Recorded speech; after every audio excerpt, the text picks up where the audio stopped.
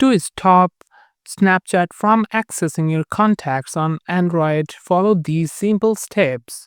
Open the Snapchat app and tap on your Bitmoji profile icon in the top left corner.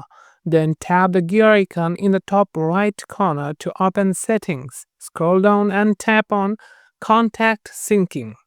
Here you will see an option that says Remove Synced Contacts from Snapchat.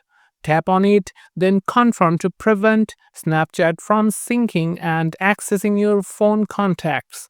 Additionally, to prevent the app from even requesting access again, go to your phone settings, then apps, app management, or manage apps depends on your phone model. Then find Snapchat from the list. Tap on it, tap on permissions, then turn off or deny the contacts permission manually.